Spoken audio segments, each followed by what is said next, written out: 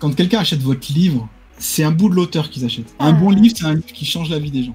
Alors évidemment, c'est plus facile de changer la vie des gens quand tu leur apprends quelque chose, ou quand tu les inspires, c'est un bon livre. Ou quand tu les transportes, tu les évades, c'est un bon livre aussi. C'est un bon livre également parce que tu leur fais gagner du temps. Je cherche à être utile aux gens. Alors bonjour Jean-Yves, merci beaucoup d'avoir accepté mon invitation. Salut Oistic, merci d'être là. Donc ça me fait super plaisir de t'accueillir aujourd'hui sur la chaîne. Merci à toi pour l'invitation. Mais c'est drôle, de rien, mais tu vois, c'est drôle parce qu'au final, on s'est rencontrés via Twitch. Hein.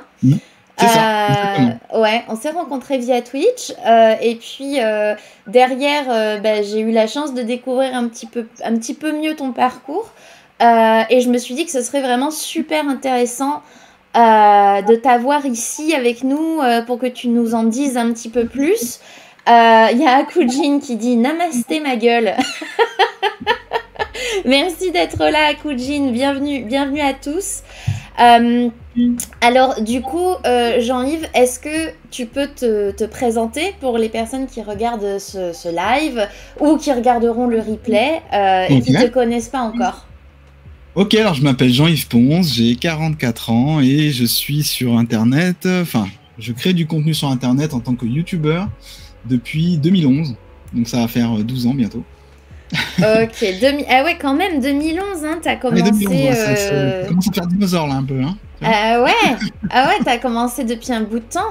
Et alors du coup, il y a aussi un blog, il y a aussi des livres, et il y a aussi une spécialité autour de la mémoire, tu vas nous en parler. Comment est-ce que tu résumerais du coup ton parcours ? Donc j'ai commencé par créer un blog, donc en 2011. J'avais déjà l'intention de partager un petit peu toutes mes découvertes sur la mémoire, parce que c'est quelque chose qui me fascinait à l'époque, et que j'aurais bien aimé avoir quand j'étais en études, pour réussir mes examens, pour faire des hautes écoles et tout. J'aurais bien aimé avoir une mémoire hors du commun, ce que j'avais quand j'étais gamin. Mais puis que j'ai perdu, j'ai pas bossé, etc. Donc voilà, j'ai pas fait les grandes études dont rêvaient mes parents. Mais j'ai découvert les secrets de la mémoire, ça fait un peu marketing de dire ça, mais bon. J'ai découvert les bienfaits de la mémoire, des techniques de mémorisation, après l'école. D'accord. Et c'était tellement fort que j'ai eu envie de le partager, donc c'est comme ça qu'est né le blog Potion de Vie.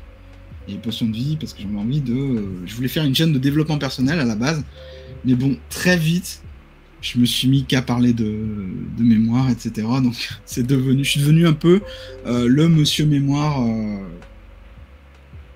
de France, parce qu'à l'époque, il n'y avait pas grand monde qui parlait de mémoire de mon âge, en tout cas, de façon régulière.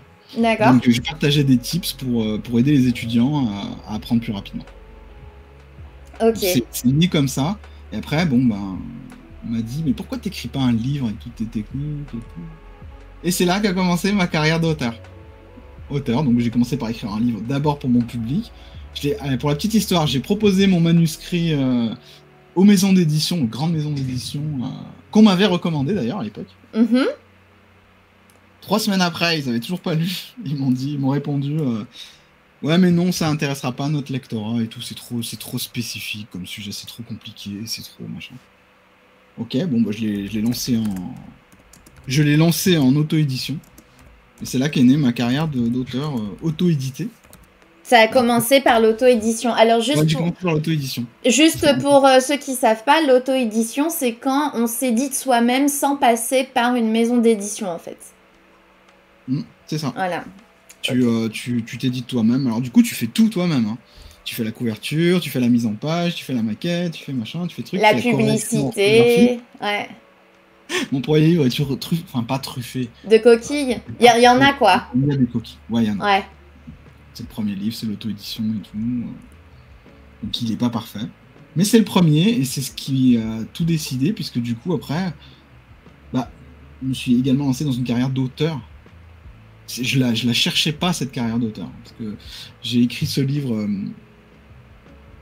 j'allais dire sous la pression sociale, mais sous la, la demande. L'encouragement du public, quoi. Donc, le public pour lequel j'écrivais, mais j'écrivais juste des articles, quoi, j'écrivais pas un livre. Et là, du coup, je me suis retrouvé à écrire un livre qui a très bien marché. Et voilà. Du coup, j'en ai écrit un deuxième, puis un troisième, puis un quatrième. Aujourd'hui, on en est au 12e, je crois, quelque chose comme ça. Au 12e. Ouais. Au 12e, en combien de temps, du coup ? 12 ans. Ah voilà, un livre par an. Hein. Un Ouais. livre par an. C'est quand même pas rien. Stan nous demande combien ça t'a coûté du coup d'auto-éditer ton livre. Alors, si je me souviens bien, là, pour le premier livre, j'avais payé un étudiant en graphisme pour la couverture parce qu'il était hors de question que je fasse une couverture dégueulasse de mon côté. Hein. J'ai aucun talent là-dedans, c'est un métier, donc voilà. J'avais payé 200 balles, je crois. La correction, quelqu'un me l'avait fait gracieusement. Il restait quand même des coquilles, mais bon, c'était gracieusement. J'ai déposé le copyright, ça m'a coûté 15 euros. C'est en 2011, hein, les chiffres, ça a augmenté depuis. Hein. Ouais. Qu'est-ce qu'il y a d'autre? J'oublie quelque chose peut-être? Non, je crois que Donc c'est tout. l'impression. Bah, Kindle, Amazon. Ok, donc. Sur Amazon. Ouais, et ça coûte rien hein, de Zéro. lancer un produit sur Amazon. Il faut savoir Exactement. que vous n'avez pas de frais. En fait, quand tu as une vente, tu vas avoir une commission qui est prise par Amazon, finalement. C'est ça, tu as une commission qui est prise par Amazon sur tes royalties, mais tout le reste, c'est toi qui obtiens. Et à l'époque, en 2011, parce que ça a bien changé, je sais pas si on aura l'occasion d'en reparler, mais à l'époque, tu touchais 70% d'un bouquin, donc peut-être même environ 70% d'un bouquin, ce qui veut dire sur un bouquin vendu 20 euros, tu touchais quasiment 17, quoi. Donc c'est pas mal du tout. Tu touchais vraiment beaucoup de royalties. Maintenant, chaque année, ça baisse. D'accord. Ils en prennent toujours un peu plus. Hein. Et les coûts de fabrication augmentent. Donc, voilà. D'accord. Et donc, Stan demandait, tu écris quoi comme livre? Donc, c'est des livres autour de ta spécialité, c'est-à-dire la mémoire, le cerveau. Alors, est-ce que tu peux nous en dire un peu plus? Oui, j'écris pas des livres de fiction, j'écris pas de romans. J'écris des livres sur comment améliorer sa mémoire, j'écris des guides pratiques pour se concentrer au travail, j'écris des choses qui sont un peu plus développement personnel, mais j'écris pas de romans. Donc ça, c'est des livres qui sont... C'est pas tout à fait la même façon d'écrire. Sur Twitch, tu trouveras toute une communauté, mais elle qui est centrée sur l'écriture de romans. Donc, des apprentis écrivains, t'en auras beaucoup. Moi, je suis pas écrivain, je suis auteur. J'écris pas pour gagner des prix, j'écris pour vendre des livres. Donc, parce que très vite, j'ai voulu en faire mon métier, quoi. J'ai voulu en faire le cœur de mon activité, parce que c'est là où j'avais le plus de demandes, hein, avec les coachings mémoire et tout. Donc, écrire des livres, ça marchait bien pour moi. Donc, j'ai suivi ce fil, cette carrière-là. Mais voilà, c'est ça que j'ai écrit. Et même si l'idée d'écrire un livre-roman me titille depuis des années, le truc que tu sais, t'arrêtes pas d'en parler, mais tu le fais jamais. C'est un peu mon truc, ça. Parce que j'ai plein de priorités d'abord. Donc, mais je le fais pas. Et si je le fais, ce sera pas dans l'intention de générer des revenus, parce que moi, je pense que auteur de roman est beaucoup plus difficile. Pour trouver sa place et encore plus de nos jours. Ah ouais, est-ce que c'est un peu comme... Est-ce que c'est un petit peu comme... parce que du coup, tu peux faire la comparaison avec aussi le métier de la création de contenu, puisque tu as une chaîne YouTube, tu as un blog. Sur YouTube, par exemple, typiquement, on a des personnes qui font des vidéos autour d'information, finalement, d'apprentissage. Mais à côté de ça, il y a aussi des personnes qui font du divertissement. Est-ce que tu penses que c'est le même parallèle qu'on peut faire entre la fiction et l'écriture de livres de développement personnel? On pourrait faire ce parallèle, c'est pas idiot. C'est pas idiot, c'est un peu la même chose, sauf que je dirais que c'est plus facile de faire du divertissement sur YouTube que d'écrire un roman qui va se vendre. D'accord. Écrire un roman, tout le monde peut le faire. Faire du divertissement, tout le monde peut le faire, mais tu as plus de chances de percer en faisant du divertissement un peu original sur YouTube, puisqu'on prend l'exemple de cette plateforme-là. D'accord. Que d'écrire ton livre dans ton coin, même de le partager gratuitement et de percer comme ça pour te faire connaître, c'est plus difficile, je trouve. Ok. Mais autrement, c'est à peu près comparable. Ok. Et alors du coup, là, je vois que tu as beaucoup de livres dans la bibliothèque derrière toi. Est-ce qu'il y a quelques-uns des tiens qu'on peut voir à la caméra? Oui, le premier, c'est celui-ci. Sinon, je te parlais où j'ai payé pour quelqu'un pour le faire. Hein. Alors, faut savoir, au début, moi, je me suis dit, Napoléon, je l'ai connu dans un bus, tu vas voir Napoléon dans la couverture. Mais j'ai laissé carte blanche à l'étudiant en graphisme et il m'a sorti un travail graphique que sur la typo. Ouais. Donc j'ai détesté. Mais en même temps, tout le monde m'a fait des compliments sur cette couverture. Donc j'ai dit, bon, on la garde. Bah ouais, non mais c'est intelligent parce que peut-être que s'il y avait eu Napoléon sur la couverture, on aurait pu se dire ah bah c'est un livre d'histoire, Alors, tu vois? Géresso a tenté le coup. Géresso, c'est ma maison d'édition qui a repris les droits Ok. pour Napoléon ensemble. Donc ça, c'est la 2e ou 3e édition, je sais pas. Donc là, on voit Napoléon, on voit le buste. Ouais, mais C'est quelque chose comme ça que j'attendais, tu vois. il y a quelque chose de pédagogique dans la façon dont c'est dessiné Quelque chose de quand fun, même. tu vois. Ouais. Le personnage. Mais t'as raison, enfin... Moi, je me suis dit, si t'as payé un graphiste pour le faire, c'est pas toi le patron, quoi. C'est lui l'artiste. Fais-lui confiance. Ouais, voilà. Ouais. Ouais. Ouais. Mais sinon, le livre qui a vraiment fait ma carrière, c'est celui-ci. Hein. Pareil en auto-édition, mais Hachette a repris les droits plein de fois, boosté votre mémoire. Ça, c'est le livre qui a fait ma carrière, qui est sorti en 2016. Une version, je sais pas, c'est le livre de ma carrière, quoi. Je veux dire, même en 2023, c'est celui qui se vend le plus.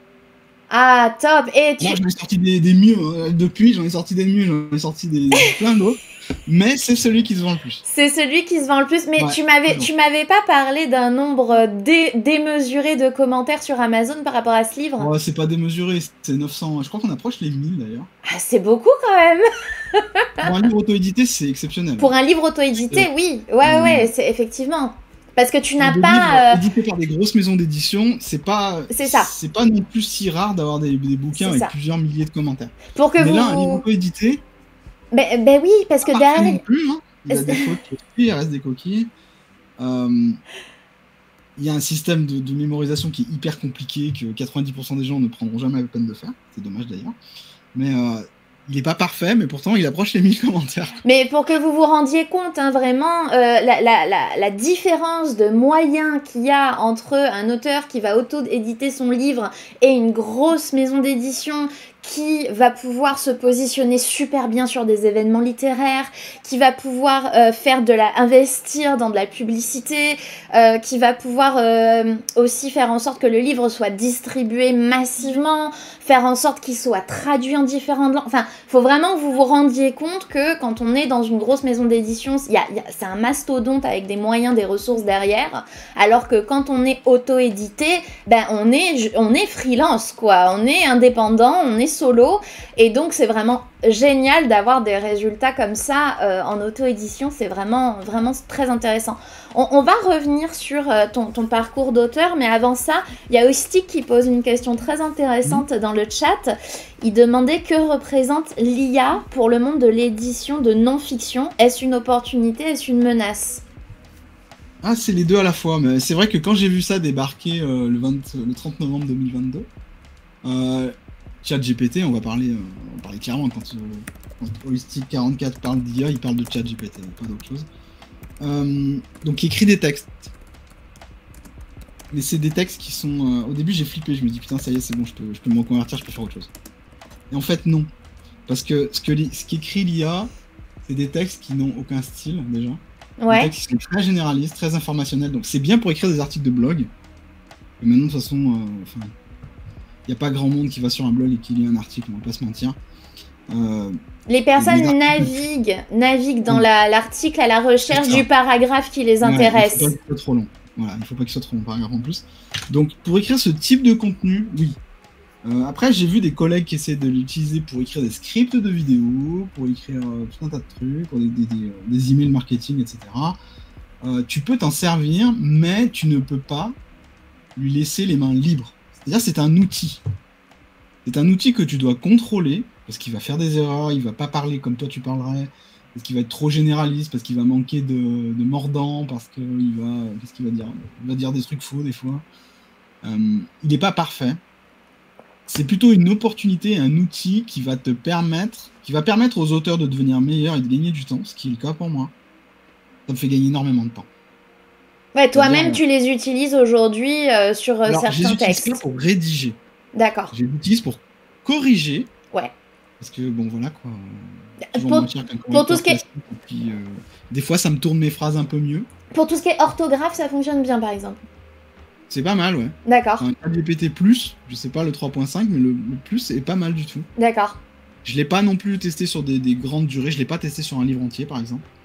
Mais sur des contenus courts que je peux produire, ouais, c'est pas mal. Pour corriger mes scripts de vidéos YouTube, c'est pas mal du tout. Mais là où il me fait vraiment gagner du temps, c'est dans la structuration des idées. Exemple tout bête, imaginons que je parte du jour au lendemain, demain je commence à écrire un livre. Ce qui peut m'arriver en plus, hein. Je peux décider du jour au lendemain de commencer à écrire un livre, 2 semaines après c'est réglé. Sur ces 2 semaines, je vais prendre peut-être plusieurs jours pour faire le sommaire. Pourquoi? Parce que tu as envie de parler de ça, mais il faut pas trop que tu te disperses, faut cadrer, faut organiser, faut structurer, faire un sommaire. Faire un sommaire, c'est hyper dur en fait, pour un livre de non-fiction. Parce qu'il faut pas être trop vaste, c'est un piège dans lequel tombent pas mal d'apprentis auteurs, et il faut également étoffer un peu le truc, pour donner un peu de la matière, quoi. Et quand tu fais un sommaire, tu as des parties qui sont déséquilibrées, et ça prend des jours à faire, avant que tu sois à peu près satisfait. Tu donnes ça à une intelligence artificielle, elle te le pond en 30 secondes. Un truc ordonné, harmonieux, clair, concis, et à la fois élégant, quoi. C'est-à-dire simple en apparence, mais quand tu t'y plonges dedans, tu te rends compte que ça dit tout ce que tu avais envie de dire. Donc ça, c'est un outil qui me fait gagner énormément de temps, des heures et des jours même. Pour corriger, oui, ça me fait toujours gagner pas mal de temps. Mais je ne pourrais pas lui dire, écoute, j'ai ça comme idée, écris-moi un article dessus, ou écris-moi un chapitre de livre dessus. Déjà parce qu'il ne gère pas la création de contenu long. On peut contourner ça en lui disant, en structurant les trucs, en lui disant, écris d'abord 1000 mots, puis 1000 mots, puis 1000 mots, etc. Puis au bout d'un moment, ça fait un livre. C'est une mauvaise idée. Ça ne fonctionne pas. Il perd le fil au bout d'un moment. Il faut le savoir, ça. Hein. Il perd le fil au bout d'un moment. Il sait plus de quoi on parle au bout d'un moment. J'avais constaté ça, ouais. Depuis le début. Alors les gens, les créateurs, ils essayent de lui donner une mémoire. C'est-à-dire de lui dire, écoute, souviens-toi de tout ce que tu as dit dans ce chat, dans ce fil de discussion, mais il continue à faire des erreurs, il perd le fil. Et si vous voulez une démonstration de ça, essayez de jouer à un jeu de rôle avec ChatGPT. À la base, c'est un bot de chat, hein, ChatGPT, c'est ça. Demandez-lui de vous créer un jeu de rôle dans lequel il vous met dans des situations et il vous résolvez une enquête, par exemple. Et il va vous pondre les personnages, il va vous pondre l'intrigue, mais plus vous allez avancer dans l'histoire, vous allez dire qu'est-ce qui se passe, vous allez lui demander des détails sur les personnages, sur l'intrigue, et vous allez le perdre en fait, littéralement. Il va se tromper dans les personnages, il va se tromper dans les intrigues, donc vous n'allez pas confier l'écriture d'un roman à une intelligence artificielle qui se plante, quoi. Ou qui oublie des trucs, ou qui se perd dans ses propres histoires. C'est le meilleur moyen d'avoir des incohérences scénaristiques, des trucs. Ouais, bien sûr. Il est bon pour trouver des idées de départ, pour brainstormer, il est très bon. Mais pour écrire, c'est pas bon. Ouais. Donc, ça va, l'intelligence artificielle dans le monde de l'auteur, le danger, parce qu'il y en a un, c'est que 90% du contenu que vous allez lire dans les prochaines années, ça va être écrit par l'intelligence artificielle et pas par un humain. Parce que la solution de facilité, t'appuies sur un bouton, t'as un texte, les gens ils recherchent ça. Enfin, les gens qui veulent produire beaucoup, ils vont miser sur la rapidité avant tout. Donc, quelle que soit la qualité, ils vont sacrifier beaucoup de qualité pour produire beaucoup, pour être toujours présent. Donc, c'est ça qu'ils vont faire. Donc, ça, c'est le danger. Ça veut dire que l'auteur qui, lui, a un vrai style, avec des choses à partager qui sont ton expérience personnelle, par exemple, c'est ce qui vend le plus. Hein. C'est vos blessures personnelles qui se vendent le plus. Hein. C'est vos échecs qui se vendent le plus, j'ai envie de dire même. Parce que les gens peuvent s'attacher à vous, peuvent s'identifier à vous, peuvent rebondir, peuvent voir comment vous avez fait. C'est ça qui vend le plus. Hein. C'est pas l'information. La seule information qui est inconnue, encore je suis pas sûr que c'est encore le cas aujourd'hui, c'est la formule de Coca-Cola. Hein. Sinon tout le reste, ça a déjà été dit, ça a déjà été discuté, ça a déjà été mis en podcast, en vidéo, en ce que vous voulez. Il n'y a pas d'information secrète, ça n'existe pas. C'est fini. Donc, ce qui va faire la différence, c'est pas l'information, c'est la façon dont vous la dites. Et un vrai auteur, ou quelqu'un qui s'entraîne à écrire tous les jours sur Twitch, par exemple, aura toujours une plus belle plume qu'une intelligence artificielle, qui elle sera parfaite au niveau technique, mais complètement nulle pour établir un lien. Quand on est auteur, il faut établir un lien avec la connexion. Il faut établir une connexion avec l'audience. Sinon, vous n'existez pas longtemps. Ouais. Vous rédigez pas un tuto. Vous rédigez, c'est une partie de vous que vous mettez sur la table. C'est ça qui est différent. Donc, il y a une menace, c'est que les gens vont lire moins, je pense. Donc, ils vont acheter moins de livres, forcément. Mais c'est également les auteurs qui vont servir l'intelligence artificielle comme un outil vont devenir meilleurs. Ouais. Ils vont produire de meilleure qualité et plus vite. Ça va provoquer une accélération de la courbe d'apprentissage, finalement. Mais ouais, et on parle des auteurs, mais c'est également le cas dans un autre métier qui est hyper menacé, c'est les graphistes. Graphisme et même montage vidéo. Hein. Montage vidéo aussi, hein. Et également codeur, développeur. Ouais. Ce qui est mieux qu'un humain. C'est ce que tu veux, il te fera un code beaucoup plus propre qu'un humain. Ouais. Ouais, indéniablement. Ça peut faire peur, hein. Quand tu vois ça par la première fois, tu te dis mais ça y est, c'est bon, je suis bon pour le chômage, quoi. Mais il y a, j'ai vu récemment un post Instagram d'un entrepreneur que je suis depuis un moment, Jean Rivière.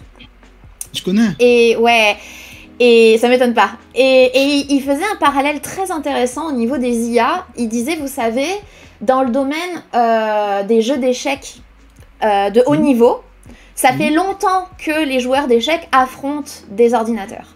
Et ça fait longtemps que les ordinateurs arrivent vraiment à rivaliser contre l'humain de très très loin. Oui, mais il disait au final, on continue à regarder des humains jouer aux échecs. Évidemment. Parce que ce qui nous intéresse, c'est la performance humaine derrière, finalement, tu vois. Et donc, il disait qu'en ça, on allait probablement avoir le même phénomène. C'est que dans tous les cas, il y aura toujours ce côté où tu as envie de voir des humains créer, tu as envie de voir des humains pratiquer, tu as envie de voir ce qui peut être réalisé par l'humain, en fait. Puisqu'on est dans ce parallèle-là, ce que je disais, c'est que quand quelqu'un achète votre livre, c'est pas l'information qu'il achète, c'est un bout de l'auteur. Ouais. Ça, je dis souvent aux élèves que j'ai en formation. C'est un bout de l'auteur qu'ils achètent. Et beaucoup de gens vont acheter votre livre sans jamais le lire. Oui, c'est moi. Je suis cette cliente-là. Mais c'est des millions de personnes. Mais ce que tu achètes, c'est un bout de l'auteur. Tu sais qu'il est là à ta disposition quelque part et tu le remercies en gros pour le contenu qu'il fait, qui t'a inspiré. Tu le remercies pour ce qu'il est, pour son ton, pour le côté positif qu'il te met dans ta vie. Tu apprécies son contenu, tu sais qu'il est là si un jour t'en as besoin. Mais c'est un bout de l'auteur que t'achètes, c'est pas une information. Encore une fois. Ouais. Donc c'est une intelligence artificielle, elle a que de l'information à vendre. Ouais, c'est ça. Mais c'est exactement quand... à une époque, je parlais beaucoup de branding et donc d'identité de marque, d'image de marque, etc. Et en fait, ce que j'expliquais, c'est que les gens ont ce rapport aux marques, mais à ta marque personnelle. C'est le même rapport qu'ils vont avoir par rapport à une personne qu'ils vont rencontrer, en fait.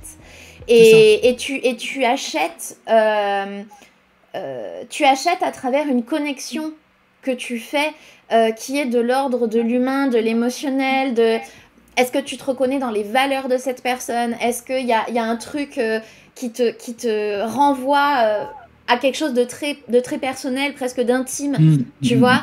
Et moi, la première, tu sais, j'ai un peu l'impression que c'est comme quand on achète des objets de collection, des figurines quand on est fan d'un manga ou d'un film, ou quand on... Voilà, il y a vraiment cette dimension émotionnelle qui est hyper forte. T'achètes un lien, un souvenir. Ouais, c'est ça. T'achètes une émotion. Quelque chose auquel tu crois, quelque chose qui t'inspire. Ouais, exactement. On a eu des questions hyper intéressantes dans le chat, notamment Zen et Positive qui demandait tout à l'heure pourquoi ne pas faire un roman en utilisant ton savoir dans une intrigue. Bah ça, c'est le truc qui me titille depuis des années, justement. Ah, ok. J'ai même pensé faire un scénario de télé. Parce que je suis en contact avec un scénariste. D'accord. Et c'est possible de faire un truc vraiment bien. Après, faut se mettre au travail et puis faut se lancer, quoi. C'est ça, mais oui, c'est possible. Tout est possible. En tant qu'expert en mémoire, on t'a déjà demandé d'être consultant sur des œuvres de fiction avec des personnages... Non. Hein? Non, jamais. Jamais? Ah, ça, non. D'accord. D'accord. On aurait pu, hein. Ça, On bah, aurait pu, c'est bah, pas déconnant. bah oui, on voit beaucoup de séries télé avec des personnages comme ça qui ont des capacités. Il y avait Doctor House à l'époque, il y a eu Lie to Me aussi, je crois. Qu'est-ce qu'il y avait eu d'autre? Mentaliste. Et Unforgettable. Mentaliste, beaucoup de techniques dans les épisodes de Mentalist, enfin beaucoup. Oui, si, beaucoup de techniques décrites dans Mentalist, même si c'est une série, que ça reste une fiction, sont des trucs que je connaissais, quoi. Ouais, il se base quand même sur des choses Les techniques de réelles. mémorisation, de concentration, etc., bien sûr. Oui, oui. D'accord. Il y a Camimi tout à l'heure qui disait, je pense que c'est quand tu parlais de la création de sommaires de livres via ChatGPT. Il demandait qu'appelles-tu harmonieux? Car perso, des chapitres de même densité, je suis pas fan. Après, peut-être que la majorité des lecteurs préfèrent. La majorité des lecteurs préfèrent. D'accord. Attends, petit disclaimer, je rappelle que je parle de livres de non-fiction. Ouais. Ok. Donc, c'est-à-dire que vous allez parler de plusieurs sujets dans un grand domaine. Ok. Donc, il y a des chapitres. C'est pas comme des chapitres de romans où ils peuvent avoir une durée complètement disparate, tout le monde s'en fout. Tant que ça reste lisible, accessible, concis, précis, tant que ça reste agréable à lire, tout le monde s'en fout. Là, quand vous écrivez un truc sur la mémoire, par exemple, si, comme dans mes premiers livres, vos chapitres sur mémoriser les chiffres, ils durent 26 pages, et celui sur comment mémoriser une information dure 3 pages, vous avez un problème d'harmonie. Ouais. Vous avez un problème de... moi, j'ai acheté ce livre pour savoir comment ne plus oublier mes rendez-vous. J'en ai rien à foutre de savoir comment mémoriser des chiffres. Par exemple. Ouais. Tu peux te sentir floué, par exemple. Les lecteurs préfèrent quand il y a une espèce d'harmonie. Quand c'est assez équilibré. Pas équilibré à la perfection, mais quand c'est assez équilibré. Or, quand j'ai voulu écrire un livre sur la mémoire, disons que je voudrais écrire un livre sur la mémoire pour les seniors. Je commence à écrire mes idées pour les seniors et je me rends compte que finalement il n'y a pas assez de parties et que mon livre il pourrait très bien s'appeler comment avoir une meilleure mémoire en 30 jours. Et que c'est pas forcément adopté pour les seniors parce qu'il y a trop peu de choses qui parlent des seniors. Je dois complètement repenser mon sommaire parce que je vais pas vendre la chose que je proclame. Je vais vendre autre chose. Je vais vendre un livre généraliste alors que moi je voulais un livre ciblé par exemple. C'est hyper important d'avoir un sommaire harmonieux. Un sommaire déséquilibré, c'est également une pensée déséquilibrée, et ce qui fait que pour la rédaction, vous prenez beaucoup plus de risques de partir en digression sur des choses dont les gens n'en ont rien à foutre. On va pas se mentir. Même si vous racontez votre vie, il faut raconter sa vie, certes, mais d'une façon qui ait un sens avec le sujet du livre. Eh oui. Parce que bon, c'est pour ça que j'aime bien avoir des bêta-lecteurs qui me disent mais là tout le monde s'en fout. Des bêta-lecteurs honnêtes quoi. Ton histoire de taxi, tout le monde s'en fout. Ok, d'accord, je la vire. Hein. Je vire des choses. Mais oui, c'est hyper important d'avoir un sommaire harmonieux. Un sommaire cohérent aussi, précis, concis. Pas répété. Parce que quand vous n'êtes pas aidé par une intelligence artificielle pour les sommaires, par exemple, vous avez tendance à vous répéter. Il y a des chapitres qui sont redondants et vous en rendez pas compte tout de suite. Parce qu'au moment où vous faites le sommaire, vous paraît clair, mais au moment d'écrire, chapitre 1, vous vous rendez compte que le 4, il ressemble étrangement au 1. Qu'est-ce que vous faites? Vous virez le 4 et le 1 et vous refaire tout votre sommaire, ou vous essayez de dire des choses différentes dans le 4, alors que le 1, vous avez déjà tout dit, mais du coup, votre chapitre 4, il va servir à rien parce que, voilà, faut le renommer. C'est chiant. Ouais, c'est intéressant parce que du coup, c'est là que tu te rends compte que dans l'écriture d'un livre, il y a une question de rythme, comme on peut le voir par exemple dans un film ou dans une série télé. C'est vrai que quand c'est mal rythmé, on est sur une expérience qui est moins agréable. Enfin, je suis assez sensible au rythme dans les séries et les films. Et en fin de compte, dans un livre, c'est pareil, quoi. Il y a aussi une question de rythme qui est super importante. Alors, Camimi qui nous disait, chez les dessinateurs, quelque part, la tablette graphique n'est-elle pas une forme d'IA? Les films, dessins animés tels que les nouveaux Disney, on n'y voit pas une froideur et de la patte humaine originale un peu disparaître. Alors ça, je pense Camimi, c'est personnellement, je pense que c'est parce que aujourd'hui on est face à une telle industrie du dessin animé au cinéma qu'ils prennent plus le temps de faire des designs différents. Ils recyclent des caractères design, je pense. Je pense que c'est dû à ça. Je vois beaucoup de dessins se ressembler ces derniers temps. Oui, parce qu'en fait, ils vont pas recréer à chaque fois un caractère design, mais c'est plus qu'ils vont recycler des caractères design qui ont déjà fonctionné par le passé, quoi. Tu vois, c'est pas exactement la même problématique que l'intelligence artificielle. Là, je pense que c'est plus une problématique de, comment dire, de production à la chaîne. Tu Ouais, il y vois a ça. Ouais. Mais l'intelligence artificielle te permet à des gens qui n'ont aucun talent artistique comme moi de créer des choses et de donner vie à leurs idées. Ouais. Mais il faudra toujours qu'il y ait quelqu'un à côté. Enfin, il faudra toujours repasser pour professionnaliser les choses, quoi.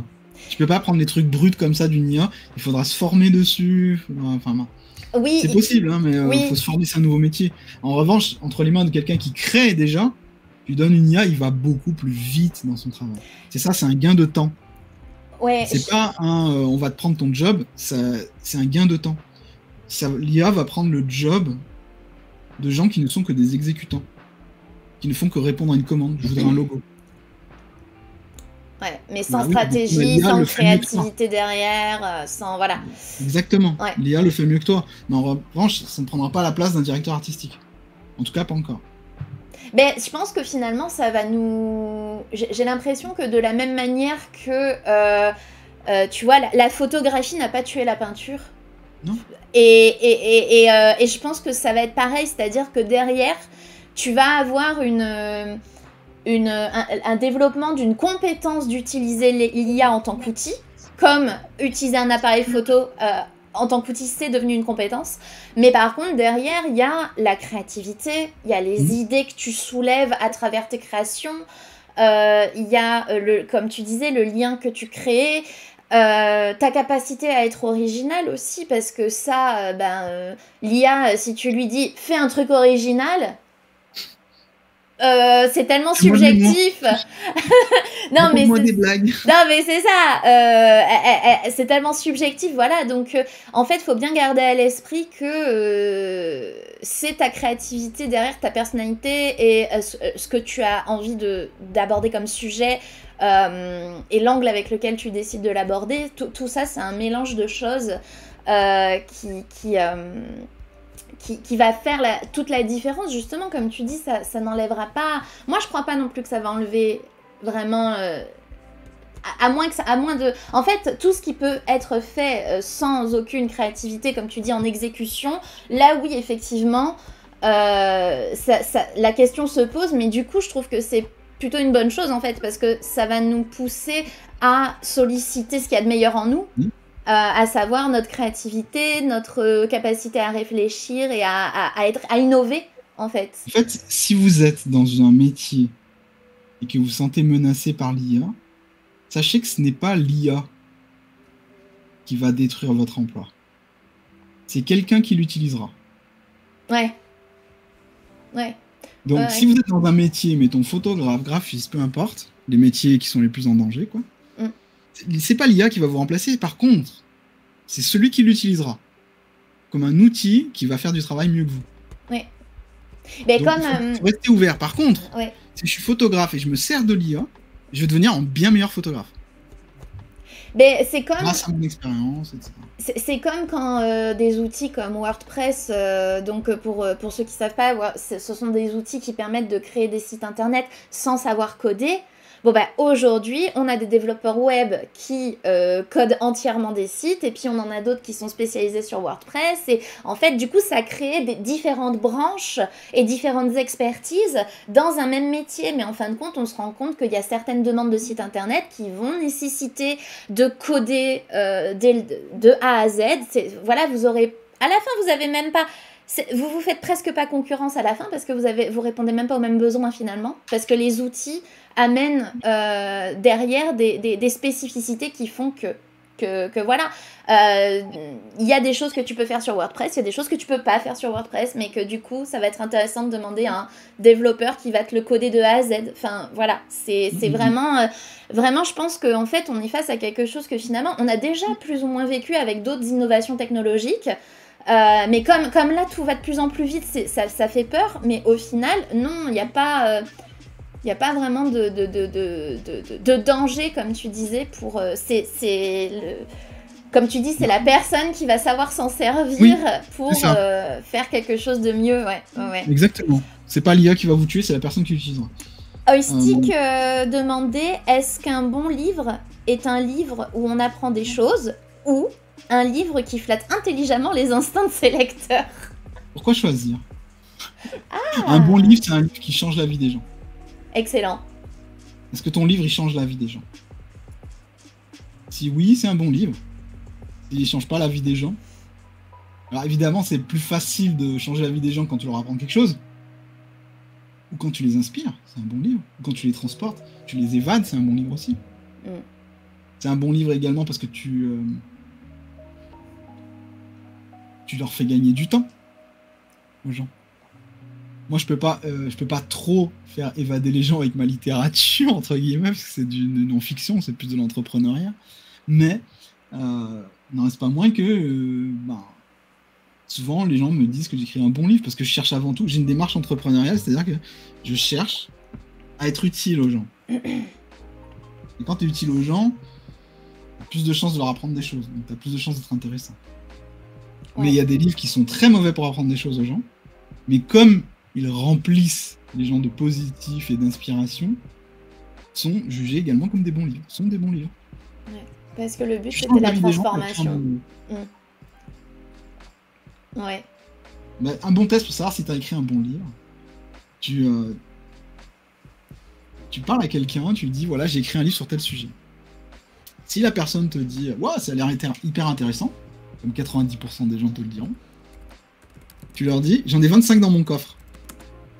Est-ce que je t'en vends un? Est-ce que tu m'en achètes un? Tout de suite, là. Là, t'as déjà une bonne idée de savoir si t'es un bon livre ou pas, si t'es vraiment utile. Tu te dis, bah oui. Ouais, ok, bah oui, là, t'as vendu un bon livre. C'est sûr. C'est sûr. Si, moi, j'ai pas le temps, désolé, etc., bah, c'était juste un oui de politesse, quoi. Donc, ça, c'est une bonne métrique. Moi, quand je dis j'écris un livre sur la mémoire, souvent, j'ai comme retour, ah bah moi, j'en aurais bien besoin. Bah oui, parce que tout le monde est un peu perturbé par sa mémoire, parce qu'elle fonctionne pas aussi bien qu'avant, etc. Parce que, voilà, différentes raisons, mais pour résumer ma pensée, ouais, un bon livre, c'est un livre qui change la vie des gens. Et alors, du coup, on a deux questions. Je vais d'abord te poser celle de Stan, qui est en lien avec, du coup, l'écriture de livres. Et puis ensuite, on va basculer avec la question de Camille, qui est plus en lien avec ta spécialité sur la mémorisation. Ça fera une bonne transition entre les deux. Donc, du coup, Stan demandait... alors, attends, la question, c'était quoi? De où il a commencé? Quels sont ces auteurs qui l'ont inspiré? Et comment savoir si ton développement personnel, tu le fais bien? Ah, il y a plusieurs questions dans sa question. Ah, c'est une question composée, ça. Ouais. Question compilée, tu vois. Il y a des auteurs qui t'ont inspiré? Oui. Stephen King m'a inspiré. Ah, bon, pourtant, c'est de la fiction. Pourtant, c'est de la fiction. Il n'y a aucun auteur de non-fiction qui m'a particulièrement inspiré. Ah, c'est fou, ça. Si, remarque, il y en a deux qui sont radicalement opposés. Et c'est impressionnant. Hein. En fait, j'ai pas de mentor, entre guillemets, dans la littérature. C'est-à-dire, je vais pas être un fanboy de tel ou tel auteur, particulièrement. Je prends des choses qui me plaisent vraiment et qui m'inspirent à droite à gauche. Pourquoi Stephen King m'a inspiré? C'est pas forcément dans ce qu'il écrit. J'aime beaucoup certains de ses romans, mais de manière générale, je les trouve un peu longuets avant de démarrer. Moi, ce que j'aime, je l'ai pas ici, ce bouquin, dans la Bibli. Ok, je vais pas le chercher maintenant, mais dans son livre Écriture, pour moi, c'est la meilleure façon, c'est le guide, enfin, c'est limite le guide pour être auteur, quoi. Pour être auteur à succès. Il raconte son histoire, comment lui il est devenu auteur, il parle de son métier. Et ce qu'il dit, pour moi, c'est une formation, c'est une masterclass à lui seul, ce bouquin. Donc ça m'a vraiment inspiré quand j'ai lu ça. Je savais que j'avais la bonne méthode pour écrire. Et que c'était durable et que même les plus grands s'en servaient, en gros. Donc il y a ça. Tim Ferriss m'a inspiré parce que son style était très inspirant quand il est sorti. 2011, la semaine de 4 heures, tout ça. Enfin, quel entrepreneur ne l'a pas lu? Là, je mets la presse à Aurore, en fait. Si elle l'a pas lu, ça, non, mais je l'ai, mais je l'ai pas mais lu. évidemment. Voilà, tu l'as au moins dans ta bibli ou tu en as au moins entendu parler.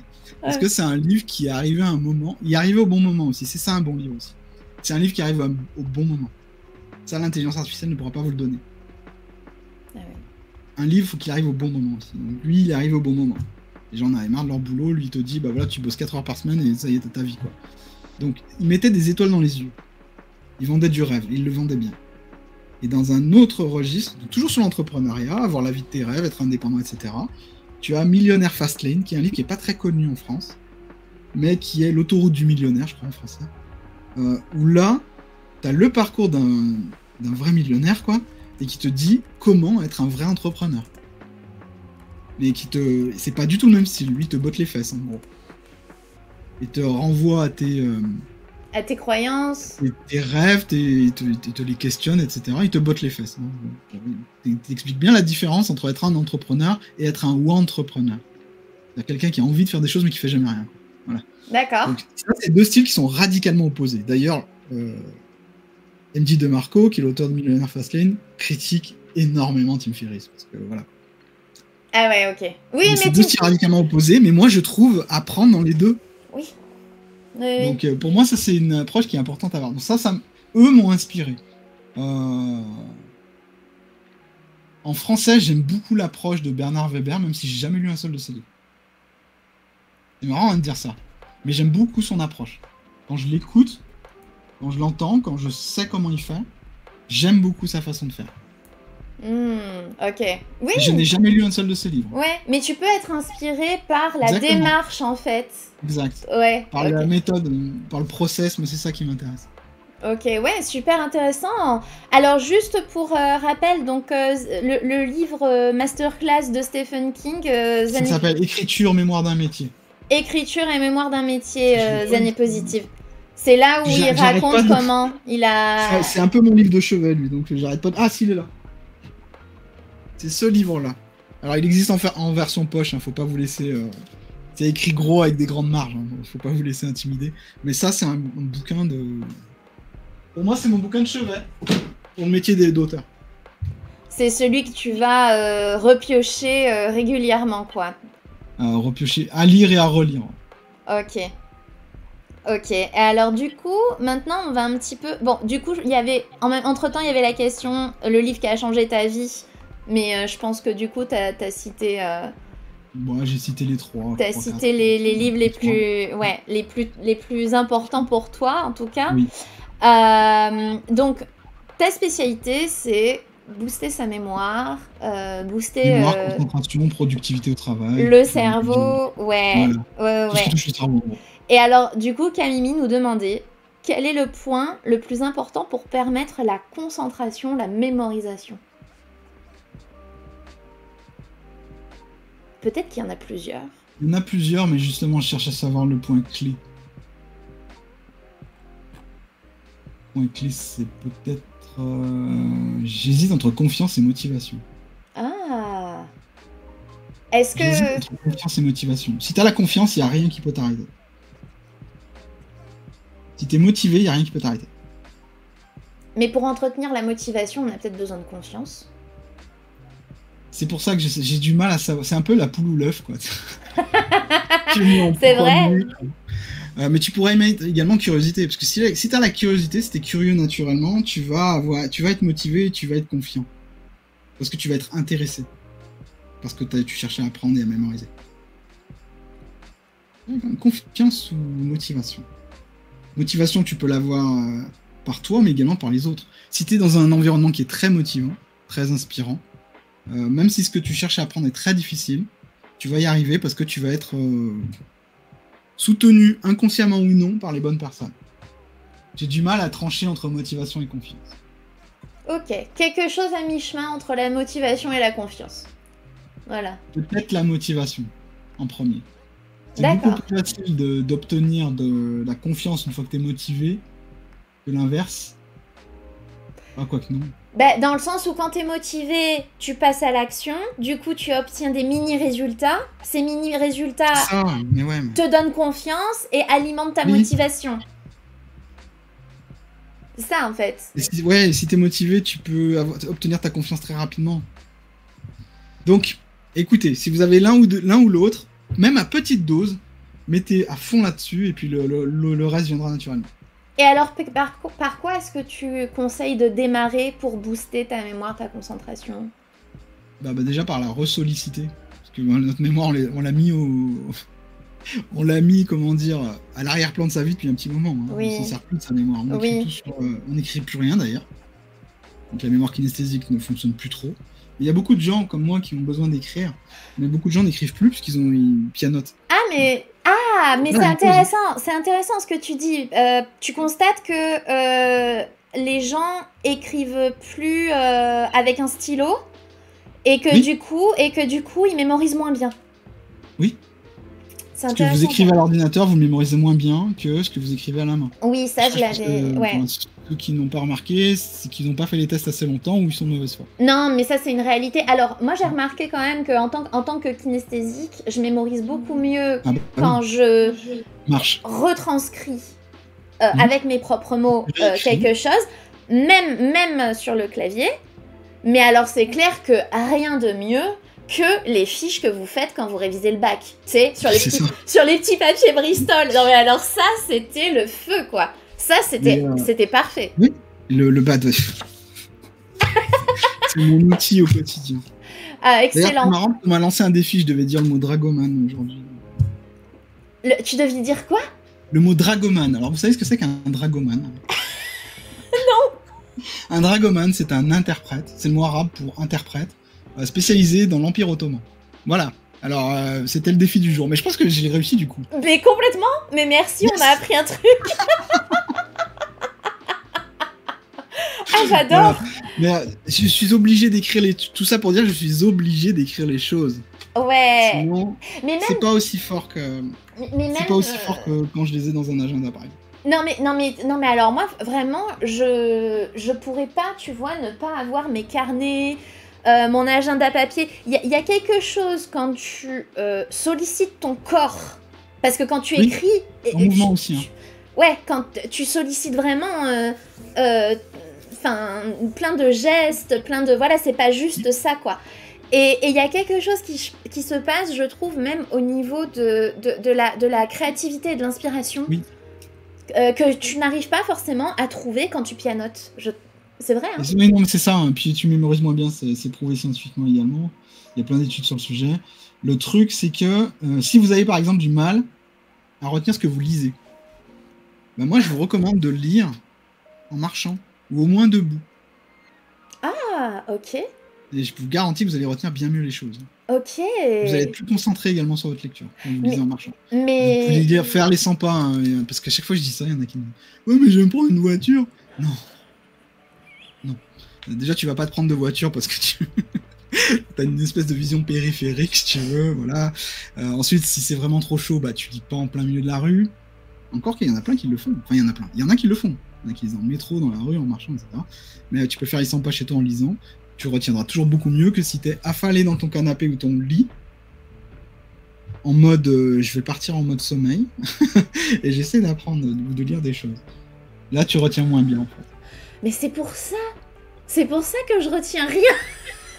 Bah oui, parce que les gens, ils lisent pas parce qu'ils ont pas le temps de lire. Et du coup, quand ils se disciplinent et qu'ils veulent trouver le temps de lire, ils lisent quand? Bah le soir, quand ils sont crevés, qu'ils reviennent du boulot, qu'ils ont pas envie. Et c'est pas le bon moment pour ça. Mais c'est fou. T'as envie de dormir, surtout si tu lis allongé ou affalé, quoi. C'est excellent parce que l'autre jour, sur la chaîne, j'avais invité Morgane, qui est entrepreneur, hôte d'un podcast, et avec qui, en ce moment, on teste, en fait, je suis bêta-testeuse sur une méthode d'implémentation d'habitude. Ok, cool. Et justement, ce qu'il me dit, un des trucs qu'il m'a dit, c'est si tu fixes pas un moment optimum pour faire ton habitude, au final, ton truc, tu vas le faire juste avant d'aller te coucher parce que ça sera le truc qui passera à la fin. À chaque fois, il y aura quelque chose qui passera avant et tu te retrouves à faire ton truc, peu importe ce que c'est, mais juste avant d'aller te coucher, ou alors tu le fais carrément pas, tu vois. Et en fait, bah oui, pour la lecture, c'est ça aussi, quoi. Mais c'est exactement ça, c'est la même chose. Ouais. C'est la même chose. C'est une petite habitude que tu dois intercaler entre deux autres. Donc, on commence d'abord par ressolliciter sa mémoire. Oui, c'est important. C'est important de refaire travailler son cerveau, quoi. Enfin, se rappeler de choses, les noter pour pas les oublier, essayer de se remémorer, prendre 5 minutes pour soi le soir pour repasser en revue les souvenirs de la journée. Enfin, des trucs cons, mais que plus personne ne fait, quoi. Mémoriser des listes. Les numéros de téléphone. Ah, ça, c'est autre chose. On est de la génération où on se souvenait des numéros de téléphone encore, tu vois, et maintenant, tout est dans le téléphone directement, quoi. On se souvenait du mouvement de nos doigts sur le clavier. Oui, oui. Plus que des chiffres eux-mêmes. Tu sais qu'il m'est arrivé un truc dingue. Enfin, sur le coup, ça m'a fait trop bizarre. J'ai vraiment eu l'impression que quelqu'un prenait ma main. En fait, j'avais ressorti un vieux téléphone, un vieux smartphone, vraiment un truc de... Et je voulais récupérer des vidéos ou des photos qu'il y avait dedans, mais ça faisait des années que je l'avais pas allumé, ce truc, et c'était, tu sais, un code où en fait, tu dois faire un schéma avec le doigt. Oui. Tu sais? Mais moi, je me rappelle... J'ai failli faire ça à TF1. Hein? J'ai failli faire ça à TF1, pour la petite histoire. C'est vrai? Ouais, dans l'émission de TF1, donc j'ai retenu les empreintes digitales des membres du public, mais il y avait une épreuve qui m'intéressait beaucoup, c'était celle de mémoriser les tracés des gens pour déverrouiller leur téléphone des membres du public. Ça m'intéressait beaucoup de le faire, et c'était assez facile en fait, plus facile que les empreintes, mais ils ont préféré les empreintes, c'était un peu plus tape à l'œil. On va revenir sur TF1. Bah oui, et en fait moi j'étais là et je me suis dit mais je me rappelle pas, mais comment je vais faire pour déverrouiller ce téléphone? Et en fait, je sais pas, j'ai juste le vide total en moi et je te promets, j'avais l'impression que c'était quelqu'un qui bougeait ma main. Et j'ai fait, et je sais pas ce que j'ai fait. Tac, tac, tac, je l'ai allumé. Je ne sais pas. T'as fait le truc que t'as fait pendant des années, pendant des fois et des fois. C'est ça, le réflexe, il m'est revenu sur ce téléphone-là, alors que... Et je te jure, je suis incapable de te dire ce que j'ai fait, mais je l'ai fait. Et le code de carte bleue, c'est pareil, le code d'interphone, c'est pareil. Enfin, tu te souviens plus, à la fin, à force de le faire, tu te souviens plus du tracé que des chiffres eux-mêmes, en fait. Bah, comme le clavier, en fait, tu le regardes clavier, pas. Au bout d'un moment, tu le regardes plus, quoi. Tu le regardes plus. C'est hyper difficile de changer de clavier. Hein. Ouais. Pendant des années, je sais qu'il y a des claviers qui sont mieux que le AZERTY, mais... Non, mais c'est réel. Non, mais c'est réel. Même tu sais, passer d'un clavier, d'un ordinateur portable à un clavier mécanique. Tu sais, où les touches sont beaucoup plus espacées, beaucoup plus sensibles et tout. Moi, j'ai du mal à écrire sur un ordinateur portable. Toi, c'est l'inverse, du coup, t'as tes habitudes... Non, c'est clavier mécanique à fond avec le bruit qui va bien, parce que le bruit, ça me fait un rythme également. D'accord. Je peux accélérer le rythme facilement. D'accord, ok. J'aime bien ça. Ouais, alors que moi, du coup, j'ai plus mes repères, tu vois, j'écris beaucoup plus lentement, effectivement. Et alors, du coup, on va revenir, du coup, parle-nous un petit peu de TF1. Bah, TF1, bon, à force de parler de mémoire pendant longtemps, d'accorder des interviews à la presse locale pendant longtemps et tout sur comment apprendre à réviser ses cours, etc. Un jour, j'ai reçu un coup de fil et c'était TF1 en fait. Je l'ai pas su tout de suite que c'était TF1, c'était juste un plateau télé qui me demandait. C'était juste pour savoir si je pouvais venir sur Paris pour faire un plateau télé où on allait faire une émission sympa où les gens mémorisaient des choses. Donc la mémoire. Je dis franchement oui, ça peut mettre en lumière quelque chose des valeurs que je prône, un travail que je fais. Donc oui, bien sûr, ça m'intéresse. Et là, la journaliste a commencé à m'envoyer des vidéos. Et dans ces vidéos, c'était des plateaux télé qui avaient l'air... C'était pas M6 quoi. C'était vraiment des gros trucs quoi. Ça avait l'air d'être des gros trucs. Et elle me dit, est-ce que vous seriez capable de faire ça, Alors dans les exemples, il y avait... Qu'est-ce qu'il y avait? Des trucs qui m'ont vraiment impressionné. Une fille qui était capable de mémoriser 2500 empreintes digitales. Alors moi j'ai trouvé ça beau, j'ai dit 2500 c'est beaucoup, ça je peux le faire sur moins. Puis t'avais des gens qui mémorisaient des chiffres, t'avais des gens qui mémorisaient des dés qu'on jette. Mais ça c'était trop facile, je voulais autre chose. T'avais des gens qui étaient capables de résoudre des problèmes de tête, qui faisaient du calcul mental impressionnant. Donc moi j'ai dit ce que je pouvais faire, et puis je commence à lui dire, mais c'est pour quelle chaîne en fait, parce que voilà, ça a l'air gros. Et là elle me répond, c'est confidentiel. Ah, donc tu reviens de tes vacances d'été, tu reçois un coup de fil comme ça, on te dit c'est confidentiel. Moi dans ma tête je me dis, ok, c'est une grosse chaîne. Et je commençais déjà à envisager TF1 quoi. Sauf que oui, c'était bien TF1, mais alors c'était en prime time, juste avant Arthur. Et avec De Chavannes en animateur et Marine l'Orphelin en fil rouge, et moi j'allais être la star parce que c'était l'épreuve la plus difficile. En gros c'était ça quoi, qui me tombait dessus du jour au lendemain. Et vas-y, va te préparer à ça. Donc je me prépare pour le casting, c'était compliqué. Mais bon, je les ai... comment dire, j'ai fait quelques erreurs au casting, mais je les ai quand même convaincus. Mais le jour de l'émission, il fallait pas faire d'erreur. Hein. Donc me voici à Paris quelques semaines après, où on enregistre... ils enregistraient 3 émissions d'un coup, je me retrouve dans la deuxième, et je me retrouve avec Titoff, Gilles Alma, et De Chavannes et tout, enfin, Marine l'Orphelin. Arrivé à 9h30 sur le plateau, reparti à 23h. Grosse journée. J'étais un zombie, même quand je revois les images, j'étais un zombie. Quoi. Et bah voilà, c'est comme ça. Après, ça a mis un gros coup de projecteur quand même sur l'activité. Quoi. Ouais, ça a donné de la visibilité à ta chaîne YouTube. T'avais déjà sorti tes livres à l'époque? J'avais sorti, ouais. Booster votre mémoire était sorti. Je pense que ce livre-là a beaucoup... il a beaucoup fait parler de lui. Ouais. Donc, il est à un moment, quand tu touches du lectorat et que le livre est bien, les gens ils en parlent autour d'eux. Et parmi les gens qui en ont parlé autour d'eux, il y a des journalistes, il y a des gens qui travaillent dans les télés, etc. Au bout d'un moment, tu touches des gens. Ouais. Non, c'est top. Parce que les journalistes sont toujours en recherche de nouveaux contenus et ils les piochent plus facilement sur Internet parce que les gens qui piochent comme ça, ils ont déjà des audiences. Donc c'est des gens qui sont bien pour passer à la télé. Donc c'est ce qui m'est arrivé. Voilà. C'est top. Ouais, comme quoi tu lances... tu te lances dans la création de contenu sur un sujet qui te passionne, tu te mets à écrire des livres sur un sujet qui te passionne, et puis en fait, de fil en aiguille, t'as cet effet boule de neige, finalement, qui fait que du coup, les personnes vont commencer à voir ton nom et tes plateformes sortir autour de ce sujet, quoi.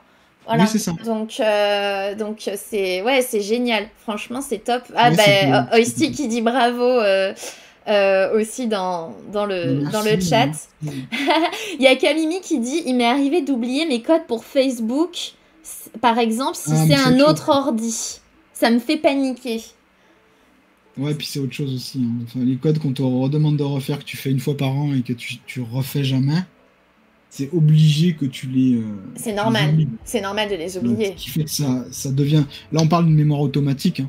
C'est parce que tu les as composés souvent. Si on te donne un nouveau code de carte bleue, que tu mémorises assez bien, et puis que tu fais bien au début, puis après tu fais plus parce que tu as le paiement sans contact, le jour où on te redemande ton code parce que le paiement sans contact ne marche pas, tu l'as oublié ton code.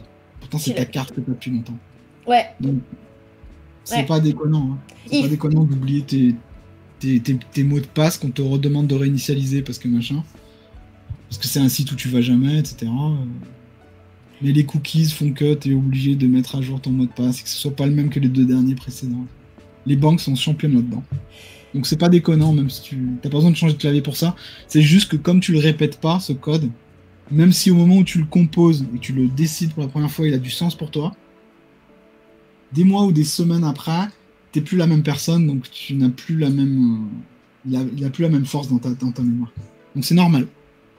Ok, donc rassure-toi Camille. Donc ouais, en fait la répétition c'est super important dans la mémorisation.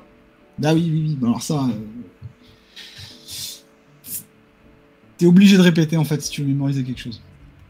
Avec des bouquins de mémoire comme les miens, tu peux prendre des raccourcis et faire passer les informations directement dans ta mémoire à long terme, plutôt que de passer par le bachotage à l'infini, etc., jusqu'à ce que ça rentre, quoi.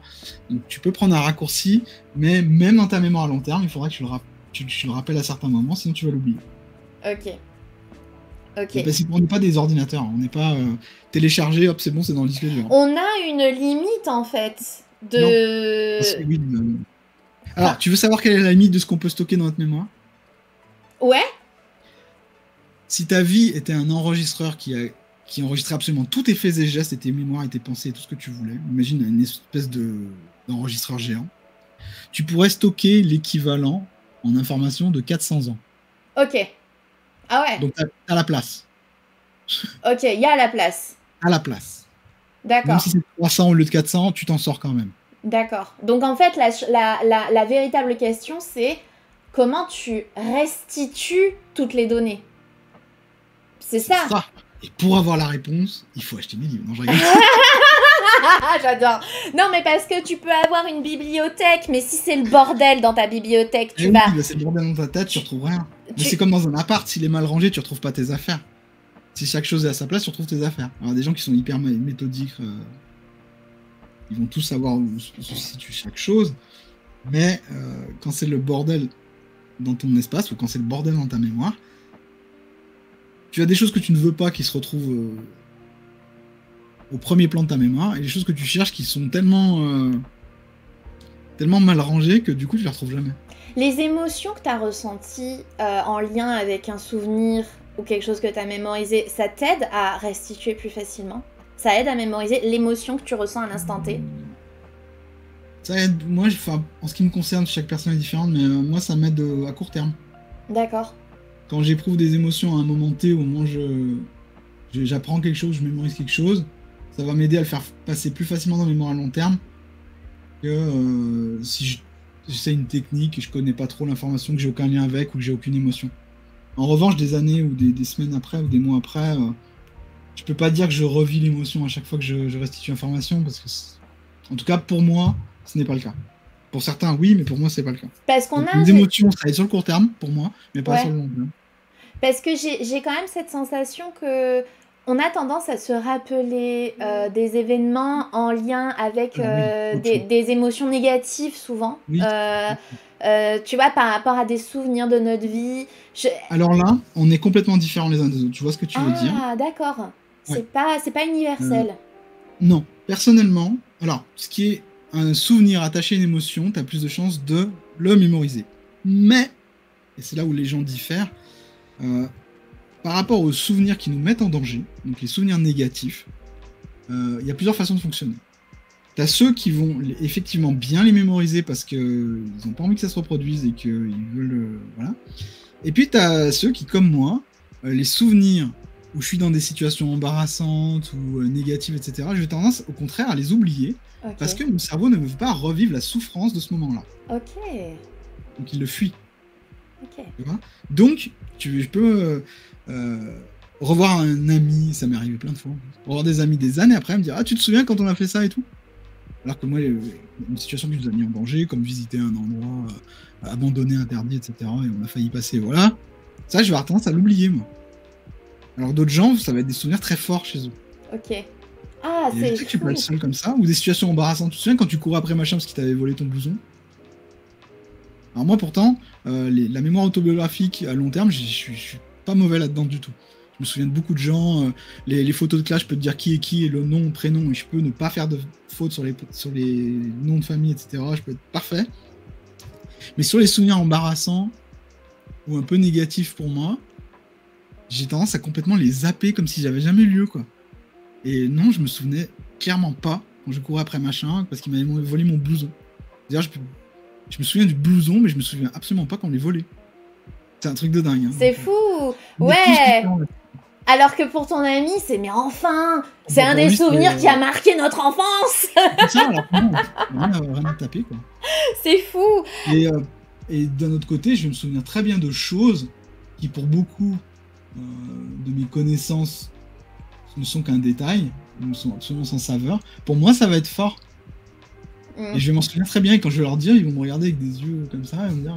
Parce qu'on n'a pas tous... Je m'en souviens pas, désolé. Ouais, parce Comment que... ça, tu t'en souviens pas? Pour différentes raisons, il y a des choses, voilà, qui... Bah, comme Camille disait là dans le chat, parfois j'entends des chansons, et hop, ça me rappelle une période de ma vie, et donc collège, lycée... et c'est des choses qui sont plaisantes et pas forcément négatives. La musique, c'est un fort... notre chanson avec notre ex. Ouais, non mais c'est vrai que la musique, il y a un fort ancrage où oui. tu un fort ancrage émotionnel. Mais pareil, parce que tu l'as répété la musique, tu l'as pas entendue qu'une fois, et puis ça y est, c'était la chanson de ton ex. Ouais, c'est vrai. C'est parce que vous n'arrêtiez pas de l'écouter ouais. en pensant à des trucs agréables à chaque fois. En vivant des moments... Et ouais, non mais c'est clair. Et du coup, c'est un peu comme si d'un seul coup, dans tout ton corps, tu redeviens la personne de l'époque. C'est incroyable.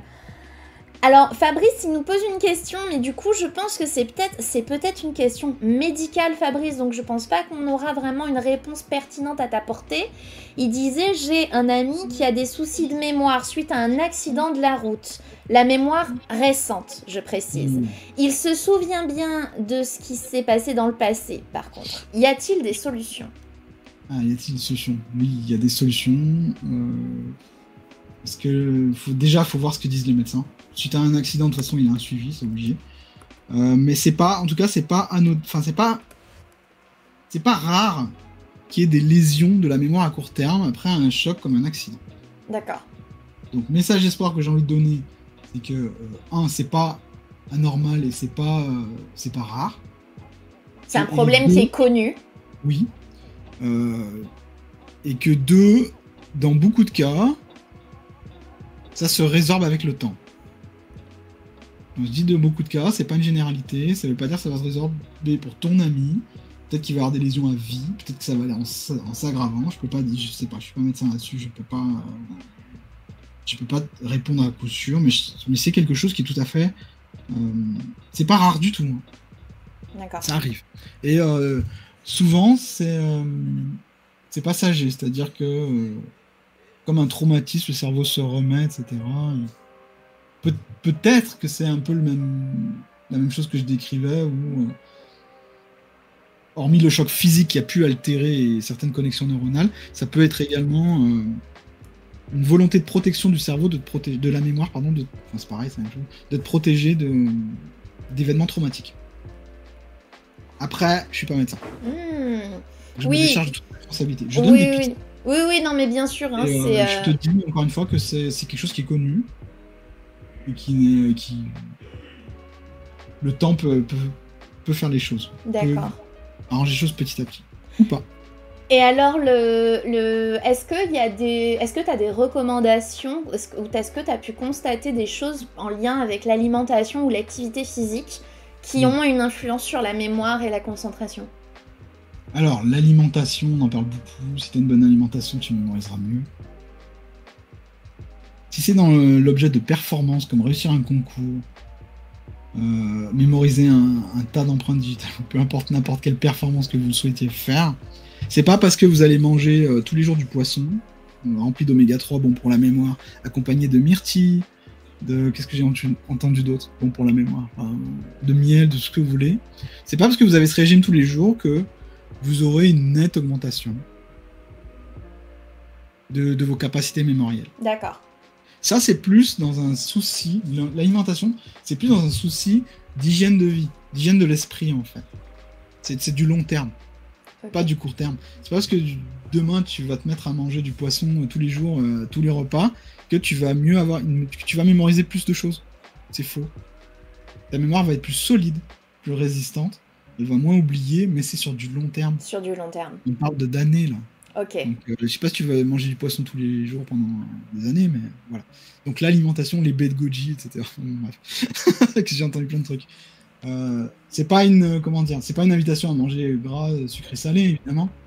Ça, par contre, ça fait pas du bien. Mais tu t'attends pas à avoir des résultats court terme, moyen terme. Avec ça, c'est vraiment un ensemble d'une hygiène de vie qui va solidifier tes fondations, quoi. Là, si tu veux quelque chose de court terme, mais qui est pas sans effort du coup, mais qui va donner des résultats à court terme, il vaut mieux miser sur l'activité physique. Tu sais, cette autre sagesse populaire qu'on nous dit, manger, bouger. Bouger. Pourquoi bouger ? Parce que quand tu bouges, tu oxygènes ton cerveau. Et pour réfléchir, pour penser, ton cerveau, il consomme 2 choses pour mémoriser. Il consomme de l'eau et il consomme de l'oxygène. Sans oxygène, il est mort. Sans eau, il est mort. Voilà. Quand tu fais de l'activité physique, tu oxygènes à fond ton cerveau. Donc, faut pas faire d'activité physique, soulever des poids dans une optique de performance, parce que là, tu es en apnée, on prive d'oxygène. Non.